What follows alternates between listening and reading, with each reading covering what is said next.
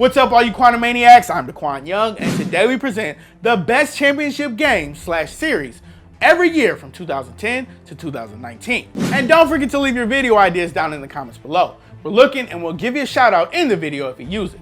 So, the 2010s were a fun decade for sports, right? We got plenty of close Super Bowl contests, some tight back and forth NBA and Stanley Cup finals, and some incredible World Series showdowns, right? Right.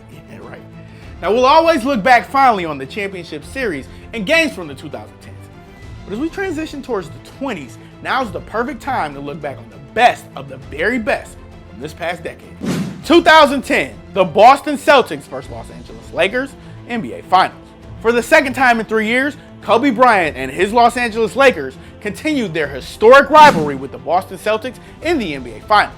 The C's defeated the Lakers in the 2008 Finals, but the Lakers would win it all in the following year after they defeated the Orlando Magic in 5 games. Kobe Bryant and Pau Gasol went up against a Boston team that had 3 future Hall of Famers in Paul Pierce, Kevin Garnett, and Ray Allen, plus another young All-Star in Rajon Rondo. This back-and-forth series saw the team split the first 2 games in LA. The Lakers took Game 3 but dropped the next 2, meaning the C's needed just one more win at the Staples Center to clinch their second title in 3 years. The Lakers would come out and crush the Celtics in Game 6, forcing a winner-take-all 7th game. And boy, oh boy, this may have been the greatest contest in the history of the Lakers-Celtics rivalry. Boston had a double-digit lead early in the third quarter, but the Lakers kept pushing back, and things were tied midway through the fourth and final frame. The Lakers then drilled three-pointer after three-pointer after three-pointer. Kobe Bryant, Ron Artest, Derek Fisher, you name it. Everyone was hitting threes for the Lake Show. The C's kept their hopes alive, though, with some late threes of their own, but Sasha Vujacic iced it with a pair of free throws. The Lakers held on for an 83-79 victory, winning their 2nd straight title and their 5th in the Kobe Bryant era. 2011, the St. Louis Cardinals vs. Texas Rangers World Series. Thanks to a historic collapse by the Braves in September, the red-hot St. Louis Cardinals earned the NL wildcard spot with a red-hot finish of their own that saw them go 18-8 in the final month of the regular season. The Cardinals upset the top-seeded Philadelphia Phillies in the NLDS, then took down their NL Central rival Milwaukee Brewers to punch their ticket to the World Series. There, they met a star-studded Texas Rangers team that was looking to avenge its 2010 defeat to the San Francisco Giants in the Fall Classic. St. Louis took Game 1 by a score of 3-2, and they needed just 3 outs to go up 2-0. However, the Rangers scored 2 runs in the top of the 9th in Game 2 and escaped with a 2-1 victory. The series was split heading back to Texas. The 2 clubs split the next 2 games, but the Rangers won Game 5 and needed just one more victory to clinch their first World Series. The Rangers took a 7-5 lead into the bottom of the 9th in Game 6, and they were only 1 strike away from icing it. However, David Freese hit a 2-run triple to tie the game and keep the Cardinals alive. The Rangers scored twice in the 10th and once again needed just 1 strike to win the game and the series. Freese eventually hit a walk-off home run in the bottom of the 11th to force a Game 7. The Rangers jumped out to a 2-0 lead in the series deciding Game 7, but the Cardinals scored 6 unanswered runs and held on for their 2nd world championship of the 21st century. 2012, the New York Giants vs. New England Patriots, Super Bowl 46. Quite frankly, the other championships in 2012 were terrible. The Miami Heat crushed the Oklahoma City Thunder in 5 games to win the NBA championship.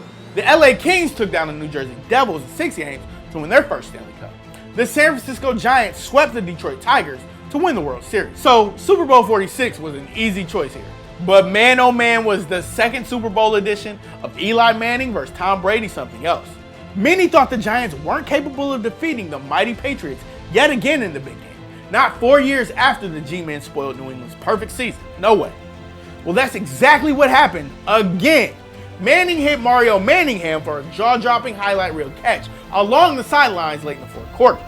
Ahmad Bradshaw scored the go-ahead touchdown with a minute left, and the Giants fended off a New England Hail Mary to win the Super Bowl. And that was it. 2 Super Bowl victories for Eli's Giants in 5 seasons against Tom Brady and Bill Belichick. So thanks to the Giants and Patriots for ensuring we got at least 1 thrilling championship in 2012. 2013, the Miami Heat vs. San Antonio Spurs NBA Finals. Super Bowl 47, the Stanley Cup Finals, and the World Series were all pretty good, but none of them reached that level of epicness the Heat and the Spurs had in the NBA Finals. The Heat, of course, were led by the big 3 of LeBron James, Chris Bosh, and Dwayne Wade, plus future Hall of Famer Ray Allen. The Spurs had their own big 3 in Tim Duncan, Manu Ginobili, and Tony Parker, plus a rising young superstar in Kawhi Leonard. The Spurs took Game 1 by 4 points, but the Heat escaped with an easy home victory in Game 2. The two teams split Games 3 and 4 in San Antonio. The Spurs won Game 5 by 10 points, needing just one more victory. San Antonio led by 5 with 28 seconds remaining. It was a 3-point game in the waning seconds until Ray Allen hit a clutch 3-pointer with 5 seconds left on the clock. Miami won in overtime to force Game 7, and it was Ray Allen who saved Miami's season because that game should have been over in regulation. Game 7 was a thrilling back-and-forth contest, but LeBron James and the Heat just couldn't be stopped in the waning minutes. They won 95-88 and secured their second straight title, and the final one of the LeBron era in South Beach. San Antonio would return the favor and crush Miami in 5 games to win the 2014 NBA championship. But of course, it didn't come close to matching the intensity and excitement of the 2013 series. 2014, the San Francisco Giants versus the Kansas City Royals World Series. The Stanley Cup was decided in 5 games, and the same for the NBA Finals. The Super Bowl 48 saw the Seahawks crush the Broncos 43-8. Not exciting at all. Thankfully, the Giants and the Kansas City Royals ensured a lack of boredom in major North American championships. The small market and budget-conscious Royals were the ultimate feel-good story, while the Giants were trying to win their 3rd title since 2010 to lock down dynasty status. The two teams split the first 6 games, with the Giants winning games 1, 4, and 5. The Royals were able to force a Game 7, following a blowout victory at home in Game 6. Each team scored twice in the second inning of games, but the Giants got back out in front in the 4th inning via a Michael Moore single. San Fran took that 3-2 lead to the bottom of the 9th, and Madison Bumgarner closed it out to secure the Giants their 3rd World Championship of the decade in dynasty status along with it. They did so in grand fashion. Shed no tears for the Royals though. They got back to the World Series a year later and defeated the New York Mets to win it all. 2015, the New England Patriots versus the Seattle Seahawks, Super Bowl 49. It didn't matter that the NBA Finals, Stanley Cup Finals, and World Series were lackluster because the Patriots and Seahawks delivered arguably the greatest Super Bowl of all time. Seattle was going for a repeat while the Patriots were looking to win their 4th Super Bowl. The Seahawks capitalized on some Patriots miscues and built up a 10-point lead heading into the 4th quarter. However, Tom Brady engineered 2 incredible and efficient touchdown drives, capped off by receptions from Danny Amendola and Julian Edelman. The Seahawks got the ball with 2 minutes left, down by 4, which was lots of time for Russell Wilson and company. They drove down near the Patriots' goal line thanks to Jermaine Kearse's amazing juggling circus catch. Marshawn Lynch was stopped at the 1-yard line on the next play, and rather than feed beast mode again, my favorite play to bring to you guys, the Seahawks threw the ball and was picked off by Malcolm Butler. And with that, the Patriots barely held on to win their 4th Super Bowl, while the Seahawks paid the price for the worst play call in NFL history. 2016, Cleveland Cavaliers versus Golden State Warriors, NBA Finals. Tough call between this and the 2016 World Series, where the Chicago Cubs defeated the Cleveland Indians to end their 108-year championship drought. But this was the classic also. The Cavs were trying to win the city of Cleveland its first sports championship in 52 years. The Warriors were the defending champions, led by MVP Steph Curry, and they set a record with 73 regular season wins and needed just one more to cement themselves as the greatest team ever. Golden State jumped out to a 3-1 series lead, but LeBron said enough and rallied his Cavaliers to victories in games 5 and 6. Game 7 at Oracle Arena was one for the ages, and this game went down to the final seconds. LeBron James had that iconic block on Andre Iguodala. Kyrie Irving hit the go-ahead 3-pointer with under a minute left. The Warriors never scored again, and Cleveland won 93-89 and clinched their first championship in franchise history. LeBron had finally led his hometown team to a championship, and the Warriors had blown the chance to be the greatest team ever. But Golden State would be just fine. They recruited Kevin Durant during the offseason and won the next 2 titles to earn dynasty status. All was well again in Golden State, but we're sure they have a tough time forgetting about losing the tight and thrilling 7-game series in 2016. 2017, the Houston Astros versus the LA Dodgers World Series. We wanted to put the Atlanta Falcons and New England Patriots Super Bowl contest on here, but most of the game was boring, and it only got good in the 4th quarter, whereas the Astros and Dodgers gave us non-stop drama in a thrilling and epic 7-game World Series. And I know a lot of you guys are going to say it's because we hate the Patriots, but we don't. After losing Game 1, the Astros rebounded by tying things up in the 9th inning of Game 2, before going on to win 7-6 in extras. The next 2 games were split in Houston, and Game 5 was nothing short of epic. The Dodgers blew leads of 4-0 and 7-4. Houston took a 12-9 lead in the top of the 9th, but the Dodgers shocked them with 3 runs to force extras.